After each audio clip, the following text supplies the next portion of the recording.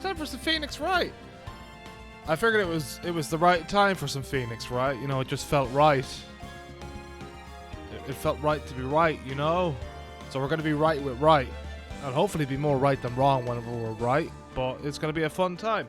So I just, I'm just currently playing through everything at the moment to, I wanna play through the original trilogy and then try and go through the rest of the games, again.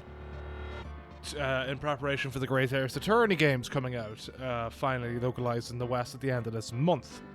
So, with that being said, I thought, you know, it would just be like the best time to hop on Justice for All.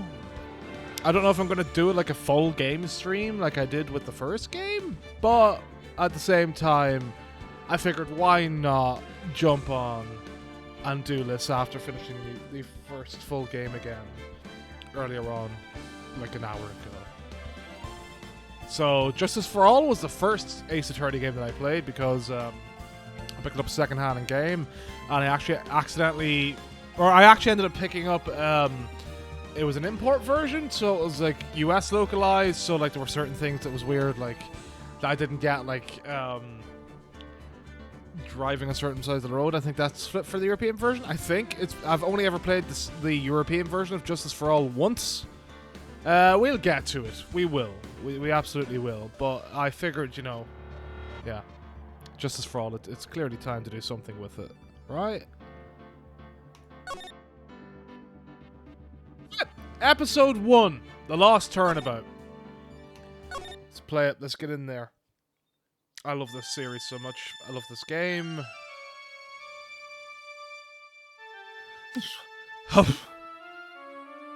Grr, how did I get into this mess?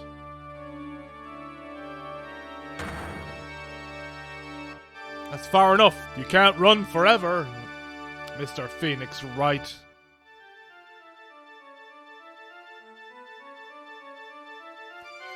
Well, what have I done wrong? I cannot allow you to go on like this. But I'm just a simple defense attorney. Silence! You are no longer worthy of your title.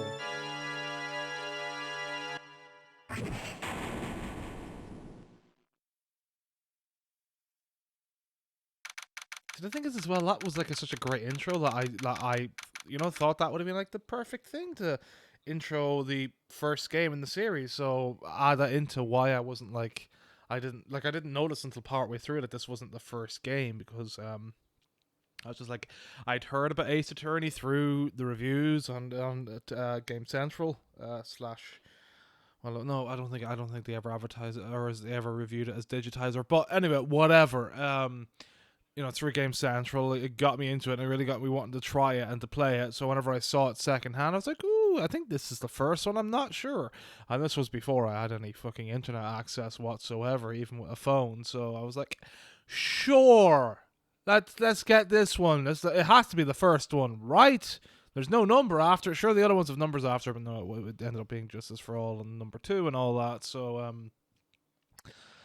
yeah, played it a bit lopsided, but I don't think I finished that game before I actually ended up buying the first one, and then buying the third one, and then going through them and being addicted to them and not being able to put them down until I finished them all. So, it was fun. I do remember being disappointed with the way Dick Gumshoe was introduced in the first game, with knowing how he was in the second game for how much I played it. So, you know, it's not. I don't think it's certainly with the way to do the characterization. It certainly does need to be played in order, with how much the characters change after they get to know each other. Which.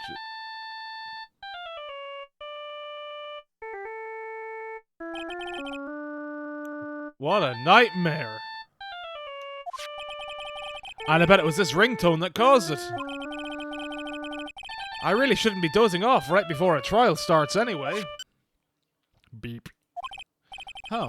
Looks like they hung up. Ah, good. I finally found it. Talk about a close call. I hate to do this to you, but... It's nothing personal, Mr. Attorney.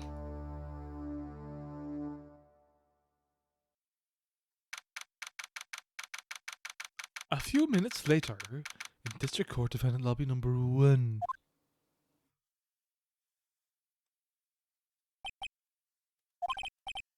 Ouch, my head, it's throbbing. And why does it feel so foggy in there?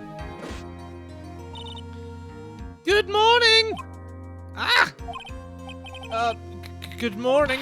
What's wrong? You don't look well. People are at their best first thing in the morning. Where's that fighting spirit? Sorry, but can you please turn the cheeriness down? My head sort of hurts. Roger that! Am I in trouble or something? Had trouble? Wait, never mind. You're a policewoman, right? I thought maybe I'd done something wrong. But what are you talking about? I'm the one in trouble. What? I'm placing my life in your hands today, Mr. Phoenix Wright. Life in my hands? You promised me. You said you would prove me that I was not guilty. Not guilty? Just when I thought all hope was lost, when all the other lawyers had laughed me off. Leave it to me, you said. You, the one and only Phoenix Wright, came to save the day. And just like that, I was moved to tears. I'll never forget what you're doing for me, ever. What is this girl babbling about? Actually, I'd really love to watch court proceedings, and I really love to watch court proceedings, and I always root for you to win. When I'm off duty, I like to come here and... What's wrong? You've been acting really strange, and you keep staring at me. You're making me kind of nervous, sir. Oh, sorry. I'm afraid to ask, but here goes. So, this might sound bad, but, who are you? What? Mr. Wright, how can you say that? How can you do this to the fragile heart of a girl about to go on trial? You're absolutely horrible! No, I mean, I didn't mean it like that. Is this about how a defense attorney treats his clients, sir? I can't believe this! Well, no, it's just... Well, I think you have the wrong person. Yes,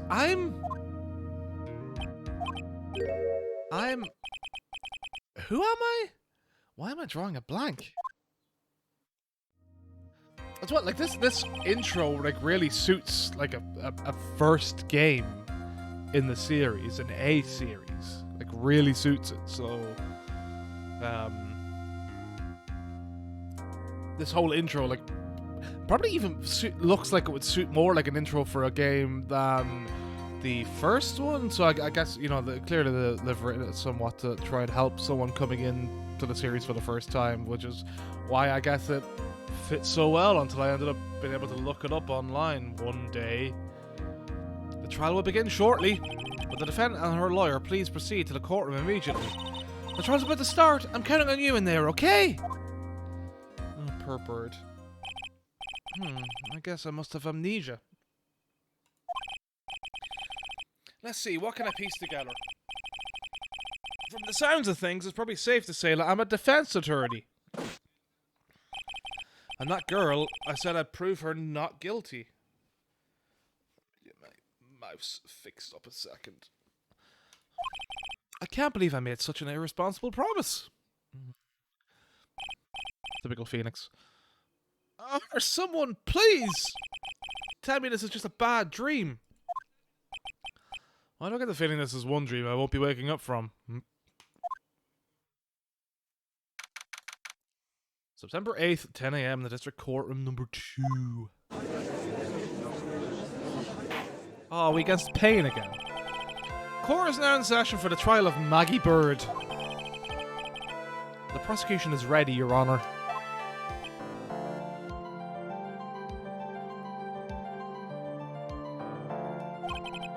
What is it, Mr. Wright? Are you talking to me? Do you see any other defense attorneys here? I guess not. Now then, are you ready? Let's just say no. What if I said no? Would that be alright? Of course it wouldn't. Then why bother asking to begin with? Actually, you see, Your Honor, my memory is kind of... The court will not hear the defense's excuses. Because the defendant is a member of the police, this case is under great scrutiny. Therefore, we must make this trial fair but swift. I believe I've told you this before. I hope you're not telling me you've forgotten. Actually, I have. Mr. Payne, your opening statement, please. Yes, Your Honor. As I'm sure you're well aware, the defendant is accused of killing her lover. What's worse, her lover was a fellow police officer. A policeman? What? You did what to a policeman? It wasn't me. And besides, Dustin and I, we weren't lovers like that. In any case, the prosecution will prove that the guilty party is none other than the defendant. Very well. Mr. Payne, please call your first witness. He. It's been a while, Mr. Wright.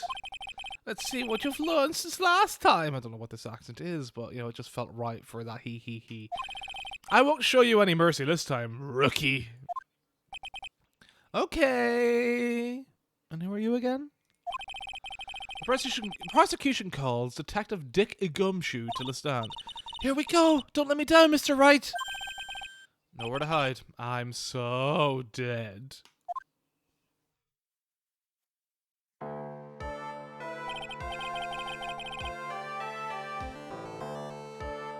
Witness, please state your name and occupation. My name is Dick Gumshoe, sir. I'm the detective in charge of homicides down at the precinct, sir. You don't look very well, detective. Well, sir, the defendant, she works under me, so, you know. You work under that detective? Yes, sir. And while I was a trainee, he was always watching out for me, sir. He's such a wonderful guy, sir. I'll never forget what he's done for me. Okay, calm down. I believe you. Detective Gumshoe, please describe for us the details of this murder. Yes, sir. It happened at the park near headquarters, Expose Park. The victim was one of the local cops, Dustin Prince. Dustin Prince. I get it. That's a name. Dustin Prince. Ha ha ha. Aha. Aha. He was pushed down from the benches in the upper path, sir. The landing beat his body up bad and snapped his neck. The details are listed in the report that was distributed yesterday. Ah, yes. The autopsy report, correct? Why do I not remember getting a copy? I see everything is in order here. Even the estimated time of death is unusually well documented. The victim's watch stopped from the impact of the landing, sir. The results of the autopsy confirmed the time of death. If I may, Your Honor, the prosecution would like to submit this photograph. Very well, the court accepts it into evidence. Ah, good old OG. We all love OG. Hey, Dick Gumshoe's the greatest, Gary. Hi, by the way. I hope you're doing well. Dick Gumshoe is the best. He's best name, best boy. He's like a little puppy that you just want to pat on the head. Now then, I recall at yesterday's preliminary hearing, a very important piece of evidence was brought to our attention. Yes, Your Honor. Yes, sir. Yes, I guess? Mr. Wright, is your head on right today? There was a very crucial piece of evidence found under the victim's body. Was there? Have you lost your mind? Well, actually, it's just nerves. Give me a second. What?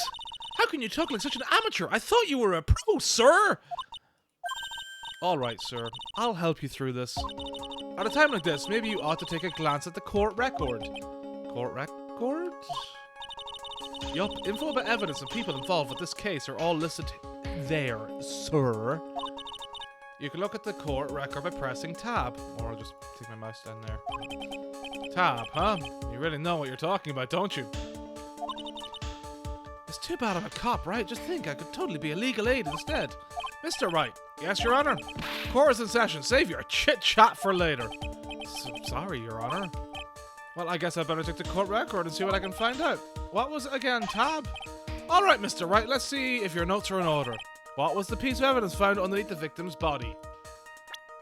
Okay, so we have some glasses.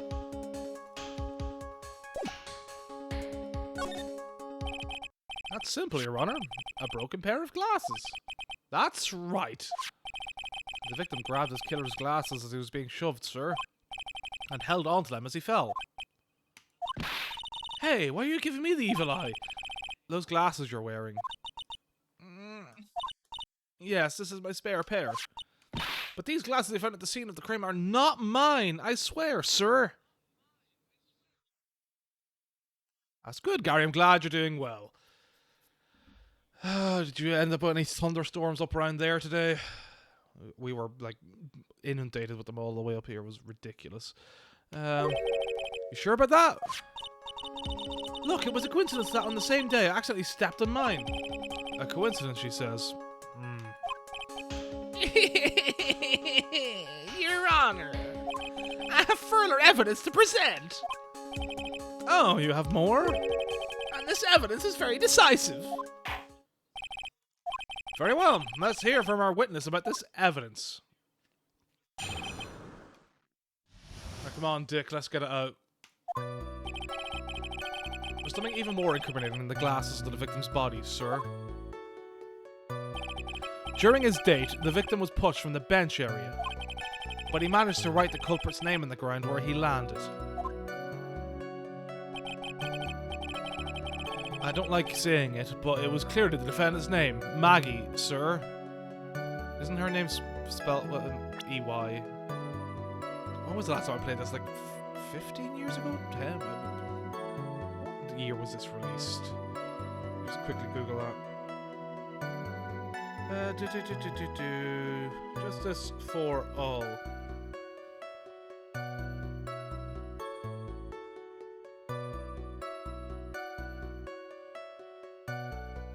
Yeah, coming up on 20 years ago now, so what? I probably played it in like 2005? Was it released in 2005 here?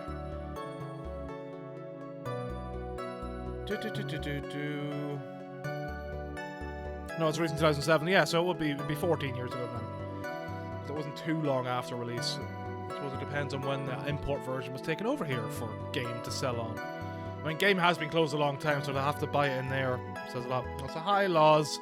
Welcome to cute music over murders? I don't know.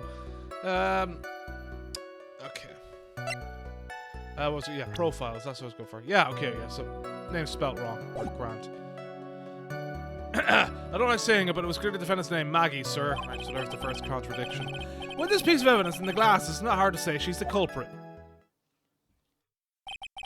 This is a picture of the writing, Your Honor. Why, this is... Yes, I can see her name is clearly written here. The prosecution would like to submit this picture. Understood. The court accepts it into evidence. Crime photo 2 added to the court record. As if the glasses alone didn't make you look suspicious. The victim even wrote your name clear as day on the ground. But I already told you, those glasses aren't mine. And how do you explain his dying message? For God's sake, fucking... I know he's had amnesia and all that, but like, come on, it's obvious with the name being there. It's a conspiracy. I'm not guilty. Well, now she sounds like Donald Trump, so now I don't trust her anymore. Now I think she is guilty. Mr. Wright, you may cross-examine the witness. Cross-examine? This is it. I'm counting on you. Sure, but what am I supposed to do? What? This isn't like you at all. Normally, this is the part where you get in the witnesses' faces. Get in their faces and do what? I guess there's no way around it. Okay, I'm going to lend you a hand. The prosecution's witnesses all hide things from the court, which means they lie from time to time. Lie? But isn't that detective your superior? Well, even if they don't mean to lie, sometimes people just remember things wrong. Like that detective. He does sort of look like a scatterbrain. Phoenix, don't say that about poor Dick. Gumshoe's a fucking sweetheart, you wee bastard. It doesn't matter. Either way, it's bad for us, sir. That's why when you question your witnesses, you have to find and expose their lies. Mr. Wright, your cross-examination, please. Yes, Your Honor. Talk about trial by fire. Here goes nothing. As long as I can expose the lies, we should be all right. Am I able to... I can't remember if this is the game that introduces being able to present profiles as evidence for contradictions. There's something even more incriminating than the glasses under the victim's body, sir. Sure, we'll press everything here. About those glasses. Do you have any proof that those belong to my client? The lenses are for nearsightedness and are almost the same strength as hers. Even the frames look kind of like the ones she's wearing in her ID, pal. What should I do now?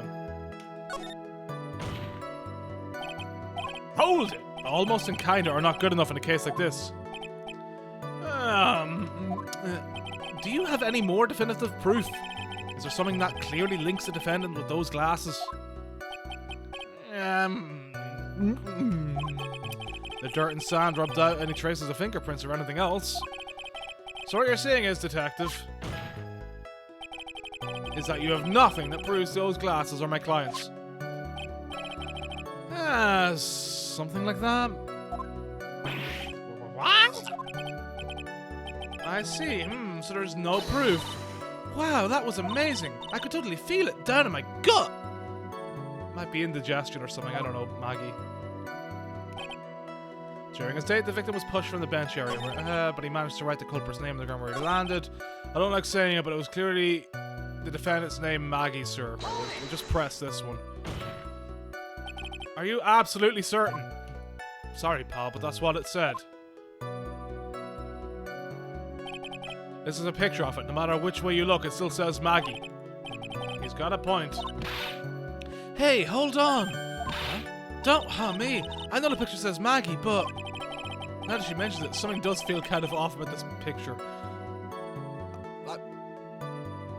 I mean, I do like that they started the second game with making it so fucking obvious, but at the same time, come on, like, you know?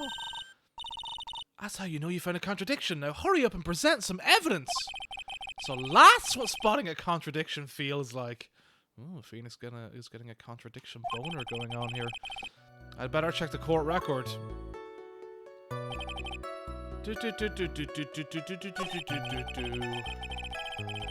Alright, present. Okay, we can present profiles. Hooray.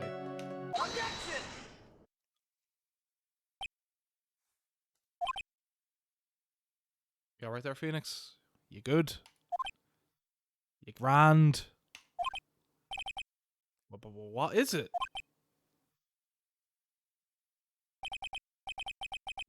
What's come over me?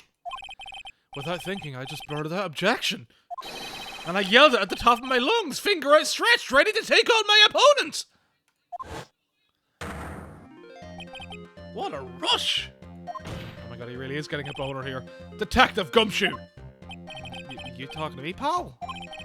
Please state the defendant's name for me. Well, what are you trying to prove with this futile exercise, Mr. Wright? You'll see, this is a very crucial line of questioning. Actually, Mr. Payne, you can answer. The defendant's name, if you please. Well, where is this ridiculous question coming from? The defendant's name is, Maggie Bird. I think someone needs to check the court record. What? It says right there that it's Maggie Bird. I also like how this section is just as if they were spelling it out, I guess, instead of just pronouncing it, even though it's the same thing. Ah! Looks like the bird caught the cat napping! What's going on here? I have no idea either, sir. As you can see, the victim did not indeed leave a name, Maggie. However, the defendant's name is actually spelled Maggie! This is a blatant contradiction of facts! Oh. How about that? I hadn't even noticed! Good old Dick. Oh, Gumshoe, you sweetheart. You just need a pat on the head and a cookie. But maybe the victim didn't know how to spell her name correctly. May I remind you that it was you who said the defendant is accused of killing her lover? If they were truly lovers, it would be impossible for him not to have known her name. I mean, Phoenix, I don't know, you know, in the modern world and all that. Like, you know, I know someone who just happened to not know her lover's name for the first 2 weeks of them dating. I mean, you know, like, it's only 2 weeks, I guess, and they're not truly lovers by then. But, you know, like, still 2 weeks, you know? Phoenix, you know? No!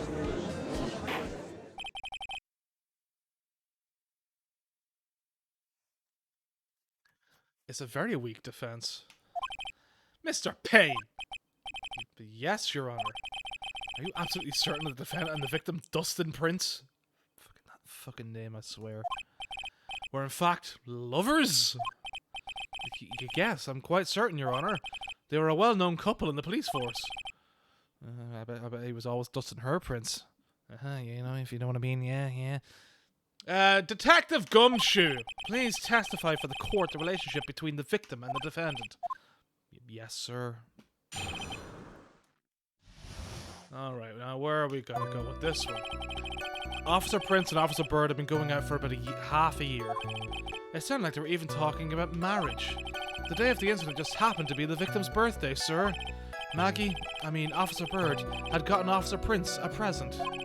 It was something she had bought over 2 months ago. I should know, because she came to me to ask what she should get for him. Aw, how sweet. Oh, those two sound like they were close. Wait, did Maggie not say at the start list they weren't lovers like that? Nevertheless, tragedy struck. Yes, I see. You may cross-examine the witness, Mr. Wright. Right, let's go.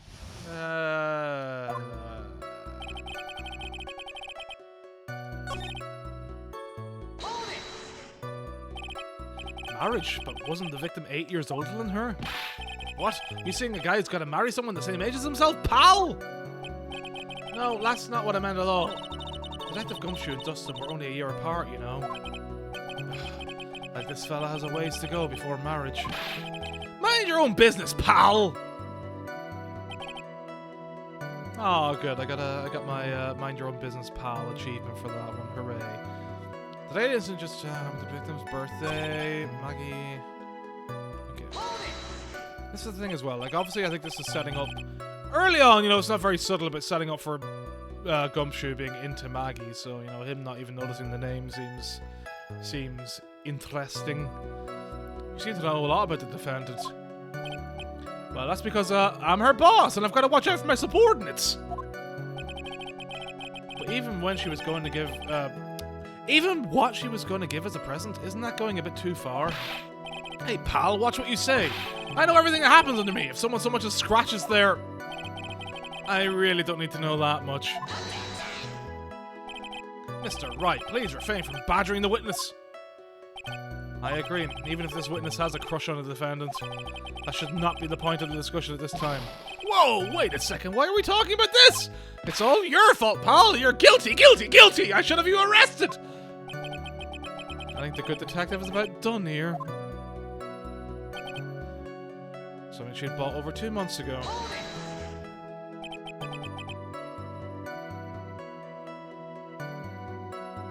Over 2 months ago? Yup, she's a very considerate woman, pal. So, what was this birthday present? She got him a glove. A single glove? Why would she only give him one? Actually, Your Honor, the glove in question is a baseball glove. Oh, I see, a baseball glove. Officer Prince was a huge baseball fan. Baseball glove, Just now I believe you said that the present was something she had bought over 2 months ago. Yeah. Are you saying she bought the glove at a store that far in advance? Nah, nothing like that, pal. Then what is it like? She ordered it. It was custom made. Custom made? The glove was custom made? Yep, that's what I said. So the glove was custom made. Yeah, I think we know the glove's custom made now, guys. Thanks. Your Honor, I really don't see how this glove is related to this case. Yes, it would seem that there is little relevance. What do you think, Mr. Wright? Do you think this glove is really relevant to the case? Sure, why not? Let's find out why it's relevant. I don't know where this will lead me, but... Of course it is relevant. That glove is the key to this whole case. Yes, bluffing to the max. Now, this is the Mr. Wright I know. I'm so happy you're back, sir. I was wondering how long it would take. This is great. Pressing people. It feels like I've done this before. As if I used to do this to squeeze information from even the most tight-lipped people. Or whatever you do in your own off time, Phoenix, whatever suits you best. Very well. If you are that convinced, let's hear some more about the matter. Actually, I brought the glove with me today. And... why didn't you say so earlier? Hurry and show that glove to the court! Well, I didn't think it had anything to do with this case. Anyway, this is it, sir. Is that actually a set of bananas? It's, rather yellow, isn't it? Okay. Officer Prince really liked the color yellow. And that's why you had to special order it? Yep, that's right. That and one other reason. What's the other reason? I think we need to know. I think this court has heard enough. It is clear the victim and the defendant were involved with each other. Yes, that's correct, Your Honor. Now, if that is true, it brings up an important question. Was the name Maggie really written by the victim? I see your point, Your Honor. Detective Gumshoe, please tell the court a little more about the name on the ground. Yes, sir. Oh, he's going to end up being left-handed. Is that the way this is going? And the glove proves that he was left-handed. Is that how the glove's going to be the key to the case? We first looked into the handwriting. Unfortunately, we couldn't confirm that it was the victim's handwriting. Next, we checked the victim's pointer finger. We found that there was sand trapped under the victim's fingernail. There was also scratches on his skin that were caused by him writing on the ground. From this, we can confirm that the victim wrote this name with his right hand. Alright, is this where it... yeah, it's a perfectly logical conclusion. Now then, Mr. Wright, you may cross-examine the witness. Thank you, Your Honor. Actually, now before I fully cross-examine,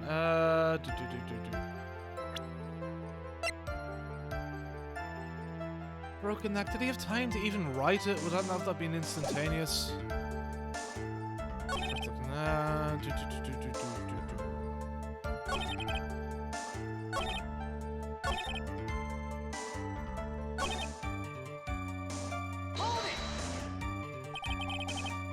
Are you absolutely sure?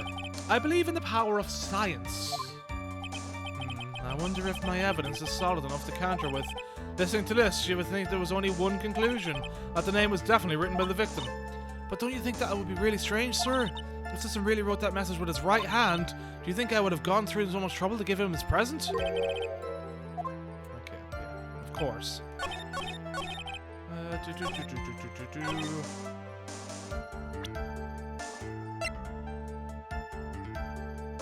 Present this now, then, I take it? Okay, music's gone. That usually means yes, success.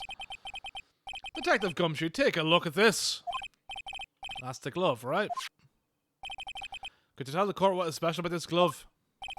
Oh, that's what the other special reason was, because it needed to be a fucking left-handed glove. Or for someone that is left-handed, you know what I mean. What's special? Never really thought about it, but it's really yellow, and that's about it. Yes, it's really yellow, but that is only one of its qualities. Huh? There's another reason why it's special. And what would that be? It's very simple. This glove is made for a left-handed person. Left-handed? Why, you're absolutely right.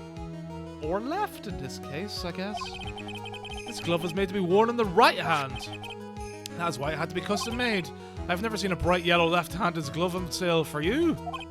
Well, no.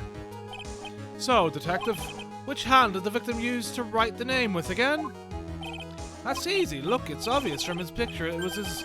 Well, wait a second. The hamsters are finally turning. The cogs are finally rolling on him. Don't forget the victim was left-handed. Ah! I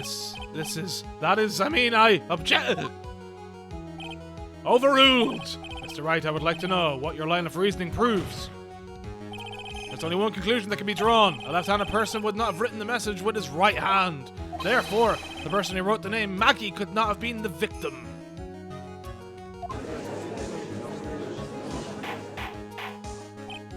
Order! Order!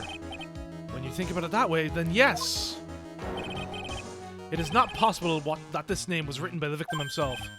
Then that means Maggie is... No, it's not possible! Mr. Payne! Yes, Your Honor?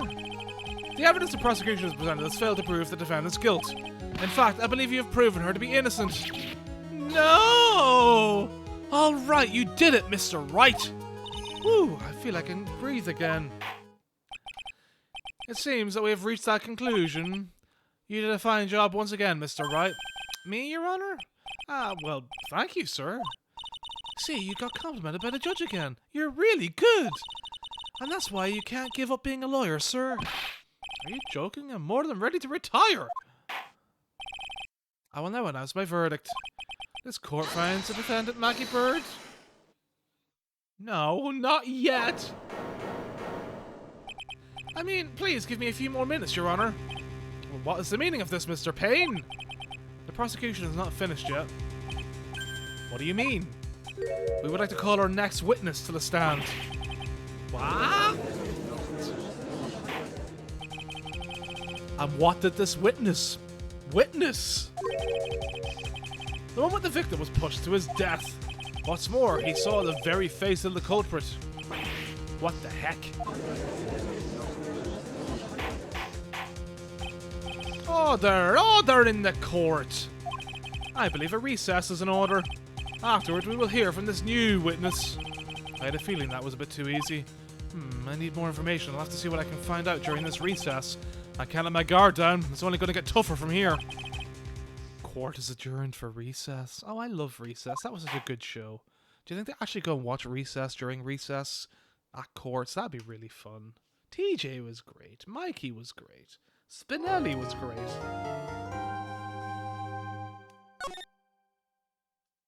Save it over that. Ba-bum-bum.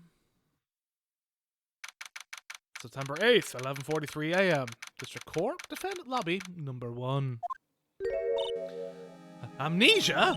I can't believe my lawyers tried to defend me in such a state. Why didn't you tell me, sir? I'm sorry, I didn't mention it to you. Oh, I know what to do.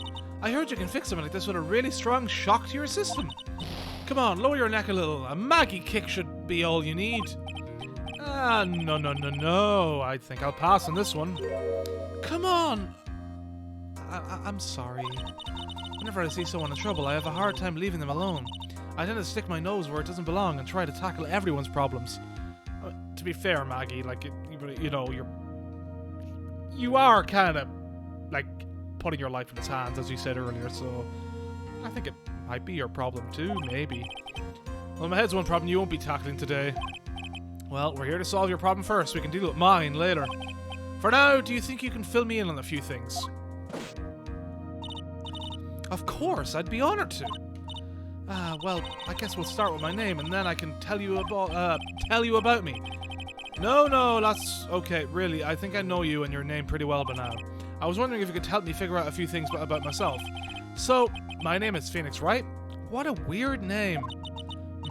This is serious. You really don't remember. I'll tell you what, sir. You can have this back, and maybe it'll help. This is a business card?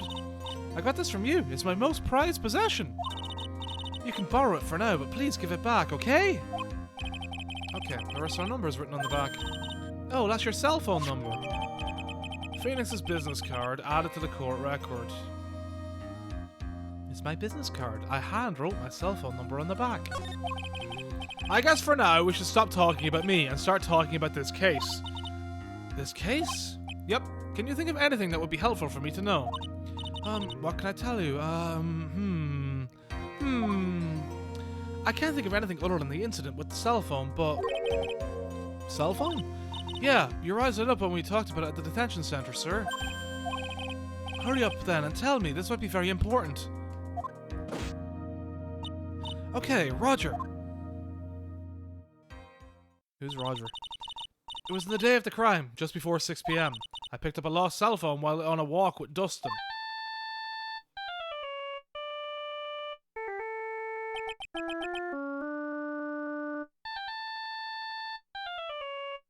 Oh, she's wearing a blue badger tank thingy.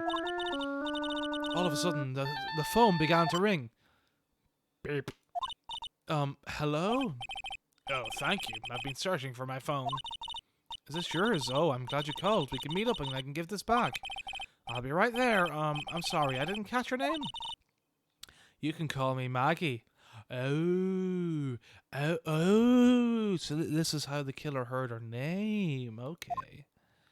Okay, I see where this is going. We agreed to meet up at 6 p.m. Dustin and I waited for the person to show up, but they never did. So where's the phone you found now? I gave it to you yesterday. Huh? To me? Is it that phone in my pocket? You mean this? Do you think it has anything to do with the murder? I don't really know, but if my eyes lit up... Ah, you were here all along! You're so mean! I called you a million times, but you wouldn't pick up. And when I went to check in the courtroom, everyone had already left. Ow! Now who in the heck is this? Oh, don't be mean to Maya. Let me guess, I'm supposed to know this girl too. Hey, good morning, Maggie. And a good morning to you too, Maya. So, how's it going? Is there a word for worse than abysmal? Oh, and what if I said everything will be fine? That's right, it's Maya to the rescue with the ultra-decisive, super important evidence! Here you are, Nick! The thing you wanted me to bring. Huh? Thanks. What the heck is this, a list? There's about 20 people's names and phone numbers written on it. It's kind of tough, but I managed to dig up some dirt. It looks like these guys are up to no good. No good, as in... There's a group of con artists the police are currently investigating. I think these guys are members of that group. Names list added to the court record. Why'd a group of con artists pop up in a case like this? Don't look at me! And where did you get this list from in the first place? What? Don't you remember, Nick? You're the one who asked me to look this up yesterday. Oh, is that right? These numbers were in the memory of that phone Maggie found. So that's where they're from. You're awfully forgetful these days, Nick. I hope I never get to be a forgetful old prune like you. Actually, Mr. Wright is... Mr. Wright, recess is now over. Please bring the defendant and return to the courtroom immediately. Oh, oops. Guess you have to get going. We can talk later about you being old later, Nick. Wish us luck. Oh, I love Maya. I forgot she was actually back in the first case. Of the second game. I guess I have all the pieces now, more or less. All that's left is to put it all together. I'm not going to lose this. I can't. Come on, Nick, better get a move on. Yeah. September 8th, 11:54 a.m. District Court, courtroom number 2.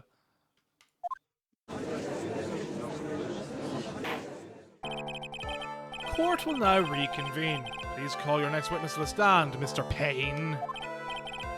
Yes, Your Honor. But before I do, if I may say a few words. What is it, Mr. Payne? It's about the next witness. He has a tendency to say things that rub people the wrong way, you see. So I ask that the court might be a little lenient on... There's no need to give a preface, just hurry up and call your witness, please. Yes, Your Honor. The prosecution calls his next witness, a drifter who was taking a walk in the park on the day of the murder. Some drifter he is. Please state your name for the court, witness. Before I do, I'd like to clarify a little something. Huh? Oh, alright, go ahead. Just now you introduced my wonderful self to the court, correct? Perhaps as a drifter who was taking a walk? Did I? But I will not stand for that. Now you've tinted the court's eyes and cutted me wrongly. Sure, I suppose calling me a university student would be... But to give in just that... okay, lad, okay, calm down. Calm down. Okay, cool. Yes, I understand. I'm very sorry. I will be more careful from now on. Oh, what is he, a human chatterbox? Ugh, I have to question him? Love his hair, though. Fashion, cars, women, glasses, and of course university! First rates only need apply. Glasses? But you aren't wearing glasses. That's enough. Your name, witness. Oh, is that how you want to play this? Using your power and influence to keep the young people down. I see how you work now. You old people and your dirty tricks. You thought you had me, but you thought wrong. I'm sorry, it won't happen again. Oh, man. I forgive you. Alright, I suppose I can tell you my name. I am Richard Wellington, the drifting virtuoso with a PhD in drifting, as it were. If you wanted to, you could call me a university student in transit. Ahem, Mr. Wellington. On the day of the murder, you were taking strolling through the park, correct? It would appear that you were attached to that word. If you must, then by all means. But I remind you that I am in no way a prepubescent boy out on a walk with mommy. If you must know, Anyway, please testify to this court what you saw during the walk through the park. See, you said it again, taking a walk. You know what you witness will do, Mr. Wellington. This lad already. I love his style, though. Maybe I need to do my hair like that now whenever it goes wrong again. I was at the park all afternoon, deep in thought about my life situation. I don't remember the time all that well, but I do believe it was past 6 p.m. All of a sudden, a police officer falls from above, right in front of my eyes. Without a thought, I looked up, and there I met the eyes of a charming young lady. Of course I remember her sweet face. It was that of the pretty defendant there. The only other thing I saw was the banana that fell with the police officer. Ah, he doesn't have his glass. Oh, they were his glasses that were destroyed by... Ah, right, okay. Dustin Prince grabbed... Okay, grabbed his glasses. Yeah, I see it now. That was certainly a decisive testimony. Decisive? Nick, did you hear what he just said? Yeah, that's all you have to say.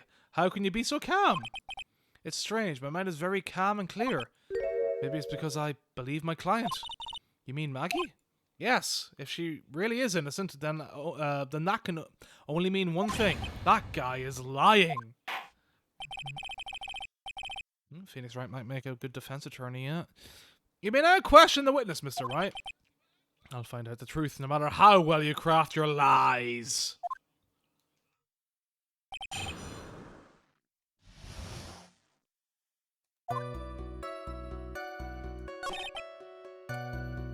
Let's just question the bananas. The banana? Well, it was actually more like than just one, more like a bunch of bananas. Now, what would a bunch of bananas be doing there? And why would I know such a thing? I'm only telling you what I saw. That's really strange. Maggie never mentioned anything about a bunch of bananas. That's it, Nick. He's got to be lying about the bananas. He could be, but there's no reason for him to lie about there being bananas at the crime scene. And what if it's not a lie? Well, maybe he thought he was seeing one thing and it was something else. If he mistook something else for a bunch of bananas, then that would be an inaccuracy. Think, Phoenix, think! If my client is innocent, there's no way he could have seen what he says he did. Which means if we can somehow show he's lying, yeah, that's exactly what we need to do. She's right. She's got a sharp mind, but I just wish I could remember who she is. That's probably still one of my favorite lines in the series. Is everything okay, Nick? Bananas.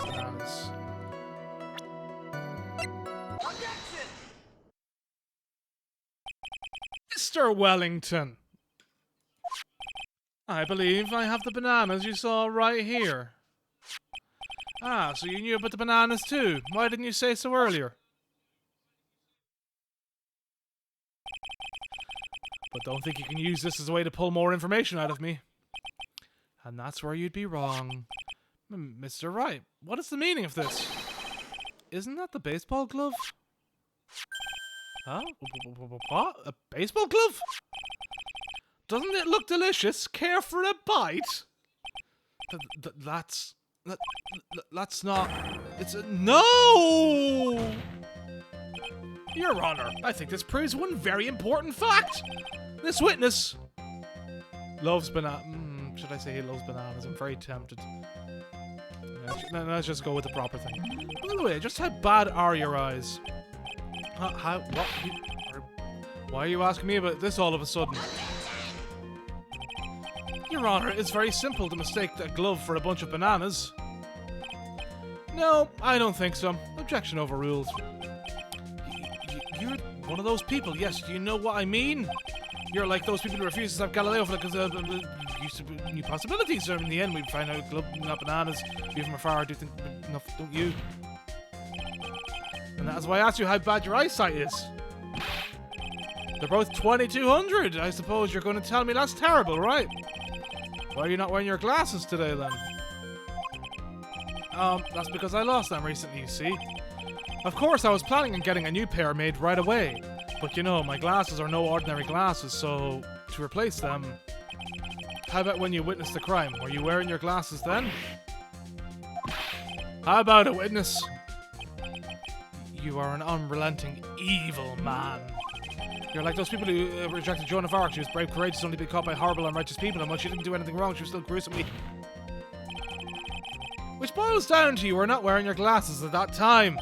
Therefore, the identity of the woman at the scene of the crime and that of the defendant cannot be proven to be the same by this witness.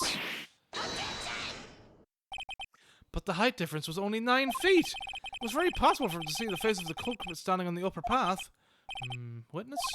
Please be more accurate in your testimony. Remember, a person's life is at stake. Yes, Your Honor. Now, Len, please continue with your testimony. Please tell the court what happened next in the moment. Okay, that seems that automatically skipped by itself. That's nice. The girl on the upper path ran away as soon as she realized I was there. After that, I immediately called the police station to report the crime. It must have been 6:45 when I made the call. They must have a lot of free time in their hands since they showed up within 10 minutes. So the person who was on the upper path saw you and then ran away. Yes, that is correct. Which is why even someone without a superior brain like mine can understand that. That girl is the murderer. You may question the witness now, Mr. Wright.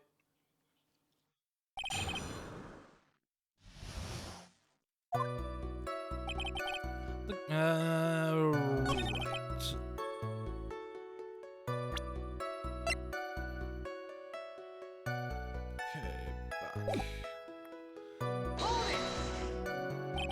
Immediately, as in immediately. I mean, sure, a minute might have elapsed before I did, but that's the duty of every good citizen.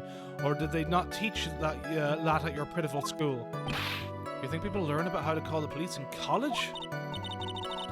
Hey, Nick, I think you should take a look at the court record for a sec. Yes, I know. I've already looked. Thank you, Maya. How do you know what time it was? That detective told me. You know which one I mean. The one with the jacket that makes him look like a dropout from a no-name high school. Hey, pal, I graduated from a pretty good, top-ranked college. I don't believe this. It doesn't matter. I don't believe I was mistaken on what time I called. And if I'm wrong, then the detective obviously doesn't know how to tell the time. What? Why you? You're just some lousy kid who...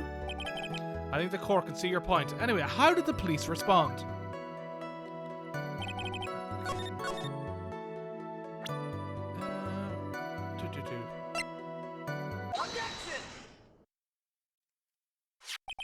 Mr. Wellington, would you please take a look at this? You mean the victim's autopsy report? According to this, the murder occurred at 6:28 p.m. So what of it? You said that you called the police immediately after the murder took place. However, by the time you had to call the police, it was already 6:45 p.m.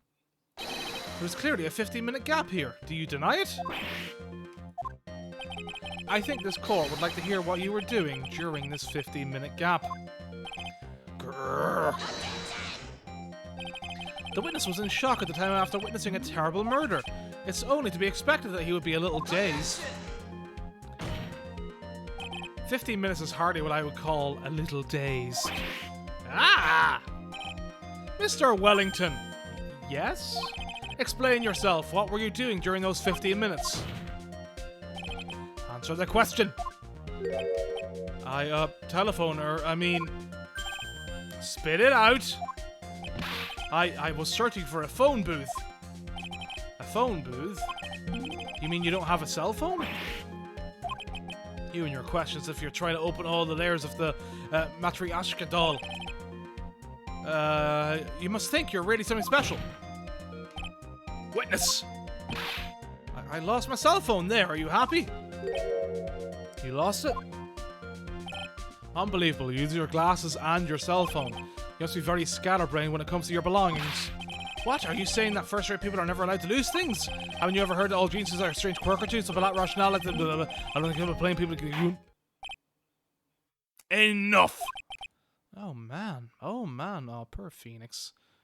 Surprised he hasn't got a proper bruise now from that hit with the fire extinguisher. Wait, hold on a second. He lost his cell phone? Nick, that cell phone, could it be? You mean this phone Maggie found? There's no way. Boy, I didn't see this coming. What should I do now? Question further. You know, I'm surprised that, whenever he hit Phoenix, that he didn't take the phone. Unless he did swap it in the end. Mr. Wellington, where's your... Oh, did he take Phoenix's cell phone accidentally? Because he doesn't have his glasses, and then that's what I present my business card for, because it's got the number on the back. Okay. I think I've already got this figured out again. I remembered nothing of it. From, like, 13, 14 years ago, whenever it was. What are you all getting all excited about? You seem to be a little confused. I found my phone. I'll have you know, so here it is. Oh, I see. Looks like he got his phone. And I thought that just maybe this was his. Well then, I think we've cleared this issue up. At the time of the murder, the witness did not have his cell phone because he had lost it. Therefore, the delay in his call was caused by a search for a phone booth.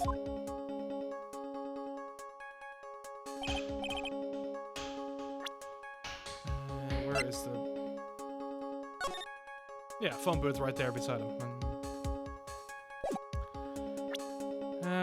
Well, that's the gist of it. I guess you could put it that way and leave it at that. Do you have any further questions, Mr. Wright? Your Honor, the witness's testimony does not make any sense. I don't believe that there was ever a need for the witness's search for a phone. How dare you! You can't just make outrageous claims like that. You do have some sort of proof, don't you? Well, yeah, but of course. This evidence should be good enough, I think. Alright, let's have this proof then. Please present proof that the witness had no need to search for a public phone booth. It's quite simple, actually. Please take a look at this. At the crime scene photo? Is there a how is everybody in this game so blind? He already has thick glasses. Oh, there's something wrong with the picture. Oh, there's nothing wrong with the picture. But if you don't understand my logic after looking at it, something is wrong with you. Well, thank fuck's Felix said that. No! It's a phone booth! That is correct. All the defendant had to do was walk 3 steps. Mr. Wellington, why did you not use the phone that was right in front of you?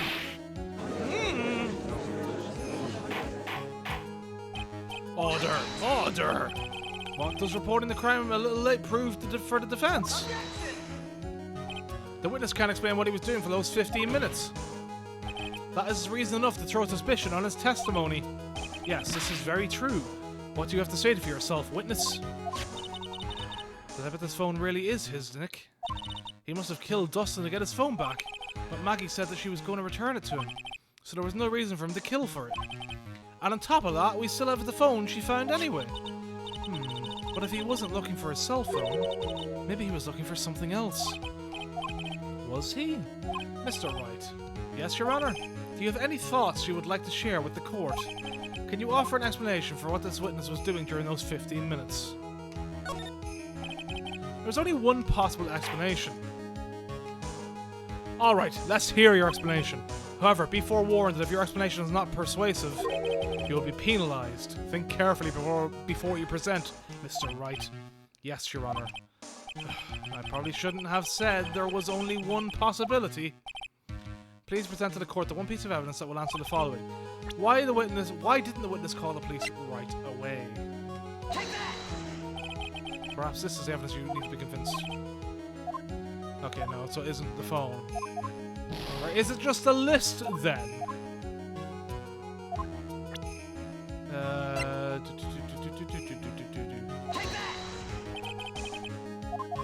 Nope, okay, it's not that.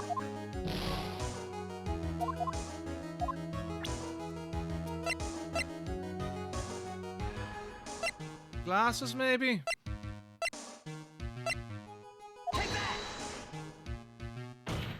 Okay, maybe it's the glasses, never mind. Had to be one of the 3 in the end. Mr. Wellington! Well, but what? Don't do that, you almost gave me a heart attack. These are your glasses, aren't they? Ah, where did you find? Yeah! I believe the court all heard what you just confessed to. But these glasses are in fact yours. I'll tell you where they were found, Mr. Wellington. These glasses were found under the victim's body. Under the victim's body?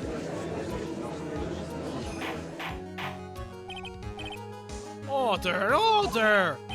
Now, wait a second, hold on.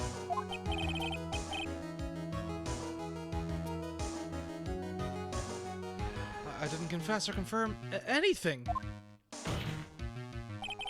Your Honor, I think the answer is quite clear here. As he fell, Dustin Prince grabbed the culprit's glasses. The culprit knew he had to find his glasses and searched frantically for them.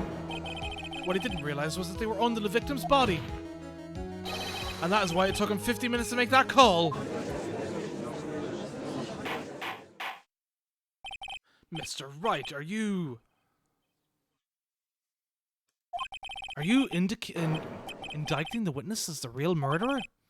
Of course, that is precisely what I'm doing.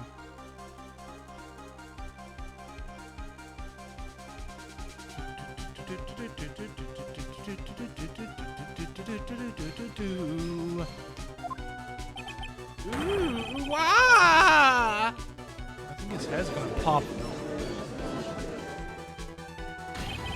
I know I'm right. He's the real murderer. Did you figure it out, Nick? More or less. Turns out this cell phone was the key to this case after all. Anyway, now is our chance to deep six this guy. Deep six? I'll sink him in one shot. Yeah, this is so exciting watching you work again. Somehow my old self is coming back to me. It's time to sink or swim. Everything rests on the edge of a knife. This is the moment I've been waiting for. Oh, there. Oh, there. Your Honor, the defense is making a mockery of this court. Without any solid ground to stand on, he accuses the witness of being the murderer. Yeah, that's right. I'm no criminal. This third-rate fraud of a lawyer. In that case, why don't we look at it from a different perspective? Let's hear your explanation as to why you are not the murderer. Well, that's easy, For example, there's, the name the victim wrote. What about that? Oh, you mean the name Maggie? Yeah, even a victim like you can read that, right? But we already know this was not written by the victim himself. After all, the defendant's name is Maggie, and the victim was left-handed. In other words, in order to make the defendant look guilty, the real criminal used the victim's right hand to write her name on the ground. But wouldn't that mean that the real criminal was someone the defendant knew? Otherwise, how else would the person know her name was Maggie or, Maggie? That is a good point. The witness didn't even know of Miss Bird before this trial. Ah, I forgot. Was there any way this creep could have known Maggie's name beforehand? It would be best if I could prove that the witness had a chance to learn that the defendant's name was Maggie. Now, would the defense please present its case? How could the witness have known the defendant's name? Mr. Wellington, you didn't have your cell phone with you on the date of the murder, correct? So what if I didn't? When you realized that you had lost it, what did you do? What did I do? Didn't you try to find it by calling it? Why, how did you? Your Honor, these questions have nothing to do with... Overruled. Mr. Wright, where are you going with this line of questioning? Do you think there is some relation between the witness's cell phone and the murder? I do, Your Honor. On the day of the murder, Maggie Bird picked up a lost phone in the park. And she also received a phone call from the owner of the phone.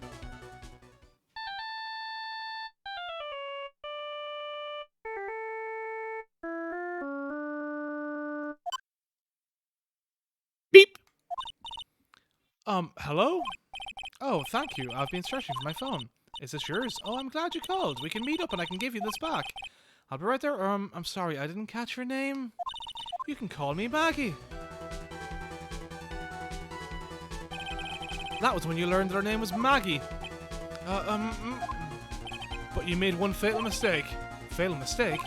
My client's name is Maggie, but the name was written on the ground was Maggie. This is a mistake that could only occur if you knew, if all you knew was how her name sounded. Eek. Oh, there. Oh, there. But, Your Honor, the witness has no motive. And your point is? It's very simple, Your Honor. A person usually would not kill someone without a reason. Mr. Wellington had no reason to kill anyone. That is absolutely correct. I don't have a motive. Mr. Wright, Your Honor, can you explain what motive this witness could have had? It's very simple, Your Honor. Are you sure, Nick? If I said I can't offer an explanation, then the trial's over, right? Yeah, but... Now then, please present to this court the proof that the witness had a motive. Right, it has to be the names list now, right? Mr. Wellington's motive is right here. What is this? A list? These phone numbers were pulled from the memory of the phone the defendant found. And we have determined that the people in this list are members of a certain group. You looked up all those numbers? Of course! This list of phone numbers was stored in the cell phone's memory. The names and numbers belong to people who are members of a certain con artists group. What? Con artists? Can you explain why these numbers were on your phone, Mr. Wellington? This is an outrage, an invasion of privacy. Looking up the phone numbers on a person's phone is a worse crime than murder. You're one of those people. You're just like the cops who raided that brilliant artist from Marcelo Trillos. They turned him into a genius. I don't care, Mr. Wellington. All I want is for you to tell us what this list is about. You think any of you, know what it's like to be a refined man such as me? Your Honor, this is unjustified badgering of the witness. Objection overruled. Mr. Wright, what is the meaning of this? Why would the witness have the numbers of a group of con artists on his phone? Isn't that obvious? The witness is a member of that group. Mr. Wellington is a member of this very group. No! All of your friends' phone numbers are stored right here in this phone. If anyone were to look up those numbers, it would be all over for you. That is why you had to kill. No, this is too much!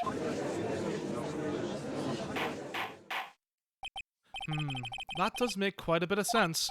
Well, Mr. Wellington, would you care to explain? I got you now. That police officer... He's gonna start screaming now. Oh, no. Here comes Payne. Your Honor. What is it, Mr. Payne? Your Honor, this is unjustified badgering of the witness. He said the exact same thing only a few seconds ago. Please. Please, let's think about the content of the phone call.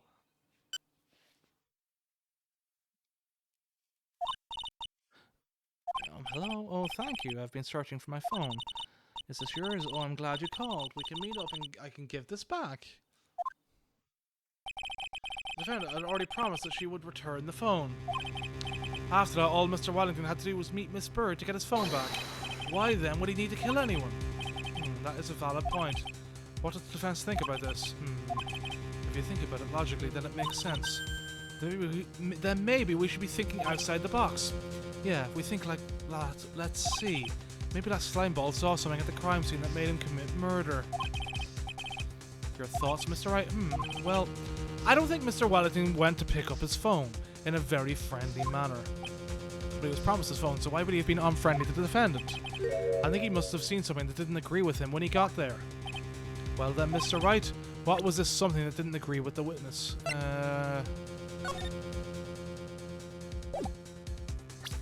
Picture 2 was from the... Picture 2 is that, okay. Alright, so it's just basically picture 1, right, showing that he's a cop. The witness saw this, Mr. Wellington. Is he correct? The expression on his face, I say that wasn't it. It looks like it wasn't. Okay, so it's not that. Oh, Mr. Wright, try to think before you present again. Okay, right, great. Saw something that was really bad from there, and that really bad thing was... Oh, I forgot I can present profiles now. Right, so I just present...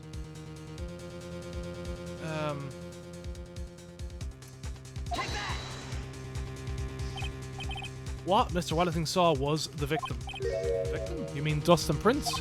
Dustin Prince had gone on his date right after his shift was over. With no time to change, he went to the park still wearing his police uniform. Oh. The girl who picked up my phone was with a policeman. He couldn't have known they were going out, so he began to worry. He was afraid the policeman would ask a few questions before returning the phone. If I do anything suspicious, he might run a check on my phone. In his mind, it was possible that they had already run a check on his phone. And he went into a panic. Is that what you're saying? Exactly. Officer Prince was murdered simply because he was in uniform. Mr. Payne, do you have any comments? I'm thinking... it seems the truth has come out at last. The witness, Mr. Wellington, you are...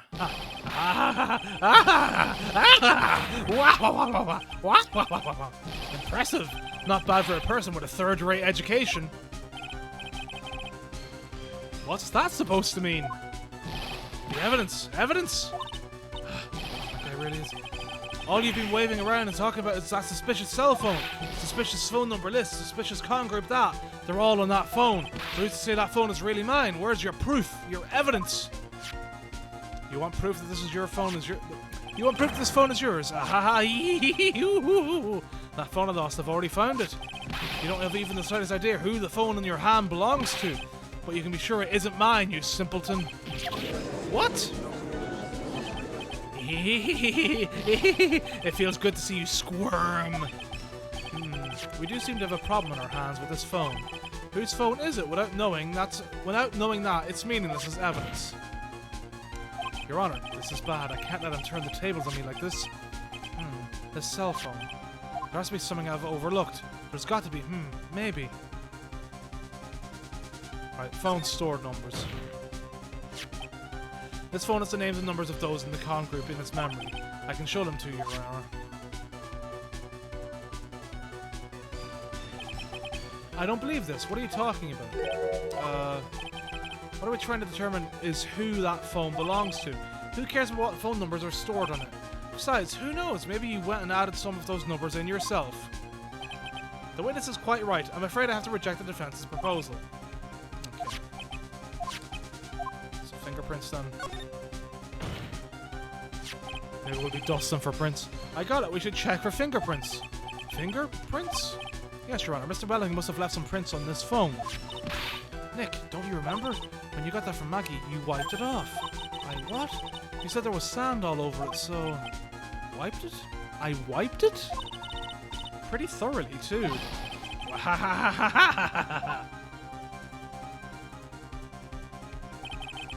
It's oh so much fun watching third-rate trash babble like morons amongst themselves. Ah, he's made a complete recovery. How many times do I have to say this? My phone is right here, you see? Oh, and incidentally, you can't check the numbers stored in this phone. It must have glitched because all the numbers just magically disappeared. You've got to be joking. He erased all the numbers I was going to use as evidence? Mr. Wellington, what's this? With the tone in your voice, it sounds like you still have some fight left in you. Where did you finally find your cell phone?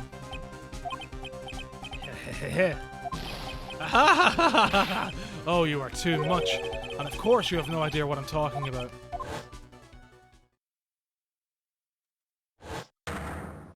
Oh my god, now I remember.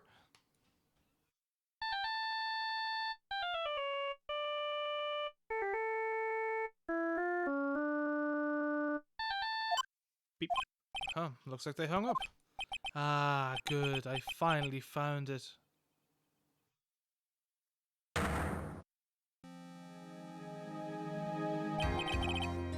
So that's when... What's wrong, Mr. Attorney? Why the harsh glare in your eyes? Nick, we've worked so hard to get this far, but if you don't do something quick, he's gonna get off scot-free. I know this phone has to be his. But how am I supposed to prove something like that? Mr. Wright, if you cannot prove who the owner of that cell phone is, your indictment has no basis, and therefore no power. It looks like you came up a penny short. Where did I go wrong? Don't blame yourself, you're merely a third-rate lawyer. You only made one big mistake. Who are you? What are you? That's something you haven't figured out for yourself yet. Who I am. The court hereby concludes the cross-examination. If that will be all, I'll have to bid you gentlemen and ladies goodbye. I have a reservation at that ultra-fancy restaurant on the upper side of town. Thank you for your assistance. You've had a stressful day, so please, bon appetit! What am I supposed to do? Am I supposed to just let it go at that? Right, raise an objection. Please wait, Your Honor. Alright, Nick. I think I may be able to prove it. Prove it? Prove what, Mr. Wright? Everything. Your Honor, the cross-examination has already ended. Besides, the defense is just going to badger the witness with more inane questions. You will not harass the witness. Is that clear, Mr. Wright?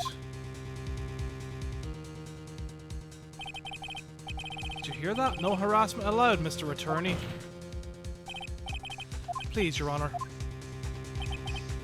Very well, but this is your last chance, Mr. Wright. You may present one piece of evidence to the court. You only get one shot at this. If you cannot prove everything, it's over for your client and for you. Do you fully understand? Yes, Your Honor. I'm sure you're all well aware, Your Honor, but the cross-examination period has ended. Are you paying attention, Mr. Payne? I said that Mr. Wright could present only one more piece of evidence. Oh. Now then, Mr. Wright, this is your last chance. It all comes down to this. It's go time. Please present the one piece of evidence that will explain everything. So, I'm gonna guess it's this, right? The number on the back. Why, thank you. How nice. Here, please have one of mine. Judge's business card added to the court record. It's written in fancy script. The ink is strong and clear, but I still can't read it. Wait, what am I doing? This isn't the time to be exchanging business cards. Your Honor, there is something very important about the card, and that is... This card is important because of what is on the back. You wrote your cell phone number on the back, but that's exactly it. Can you please call this number from your cell phone? Huh? Right now, but court is still in session. It's okay, you'll see. Okay, if you say so. Is the defense preparing something, Mr. Wright? We are going to call my cell phone now, and then the court will see everything for what it is. Of all the idiotic, stupid things, too.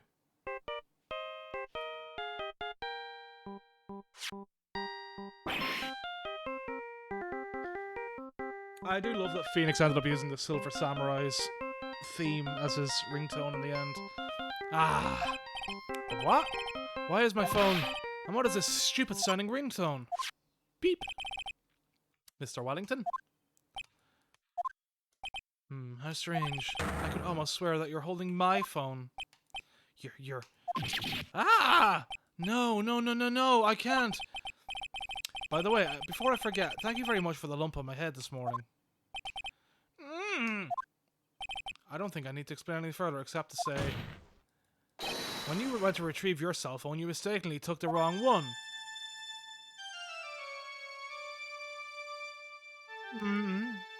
Ah! Oh god, he's actually strangling himself.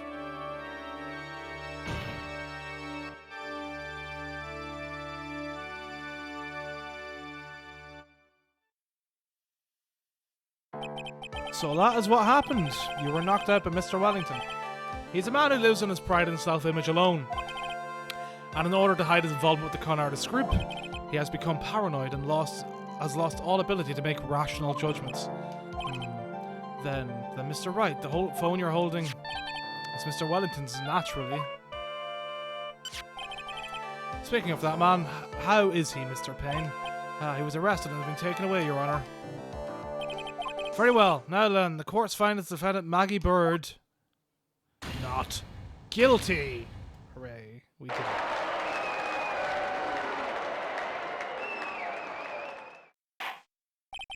That is all. This court is adjourned. Good times, good times. September 8th, 2:16 p.m. District Court, Defendant Lobby number 1. I knew that the real you would shine through eventually.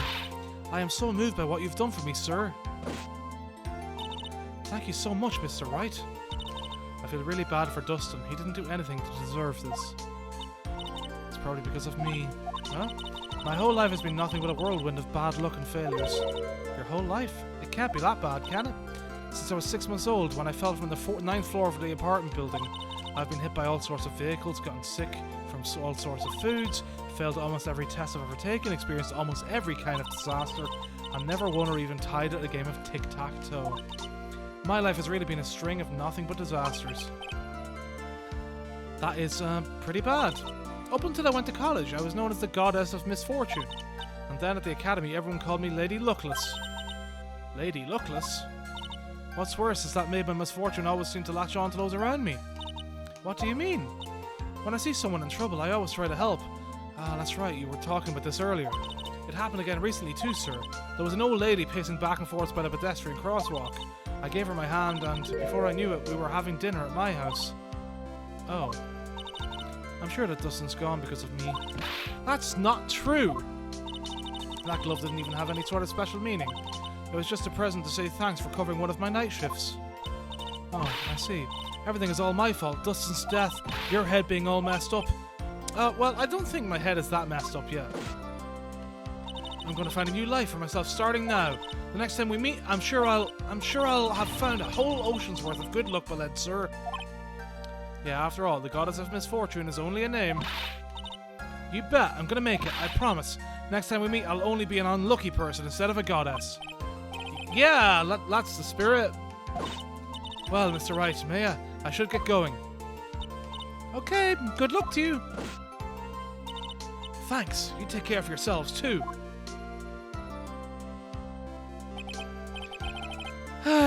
What a horrible day. I've gotten my memory back, but things are a little fuzzy. But you're okay, and that's what counts. You really had me worried. Come on, let's go back to the office. I'm afraid to ask, but here goes. So, this might sound bad, but, who are you? What? I thought you said you got your memory back. At that moment, everything really did come back to me. Detective Gumshoe. He's someone I've had clashes with in the past during certain cases, but he's also been a good ally during others. The Judge. He's a lovable, kind old man who is easily swayed by other people's opinions, but in the end he always comes up with the right verdict. This person, I haven't got a clue. Oh, poor Payne. What's his first name again? Winston. Poor Winston. He seems to know me, but maybe he's mistaken me for someone else? And this girl, Maya, you finally remembered. This is Maya Fey, my assistant. That's right. I have so many unforgettable memories about her. For example, Earth to Nick, what's wrong? You keep staring at me, don't tell me you've missed me. Well, yeah, I suppose I have. I feel like I haven't seen you in ages. Oh, well, I'm back now, so it's time for us to create new memories together. Alright, sounds good. All the phone numbers on my phone were erased by Mr. Wellington. I guess I have to start over from the very beginning. Come on, Nick, let's go to our usual burger joint. Okay. Actually, it hasn't even been that long since she came back into my life. And that story began on one rainy afternoon 2 months ago. There we go. End of episode 1. It's a pretty good attempt at introducing the game to new people. Oh, look, it's Pearl. Pearl Fay. She becomes like a pretty big part of the stories going forward, and introduces the major changing point for the second game. We're introducing like a little or visiting her, and that introduces like a necklace that like allows you to tell when people are lying or something like that. It's a thing, or like an amulet kind of thing. Which is like the big hook for game number 2 over the straight detective work from, or the straight attorney work from game 1. But yeah, I will probably just play on with this all offline because I do need to get these done because I've got this one, I've got Trials and Tribulations to get through, then I've got the other trilogy over in the 3DS to play through, along with Ace Attorney Investigations before the Great Ace Attorney Chronicles comes out. I am very much looking forward to finally being able to play those localizations. Hopefully after them, like we get word on Ace Attorney Investigations 2 getting released in the West. I really want that. I really need that. Yeah, that's that. Right. Off now. I will be back as far as Ace Attorney goes at the end of the month, or whenever I can get around to a chance of playing the Great Ace Attorney Chronicles, and we will have a look at Herlock Sholmes and have a look at the noob's eye into that, seeing as I've never even looked up a playthrough or a fan translation of the original game. Very much looking forward to it. It's nice to see Capcom finally treating this series with a tad of respect.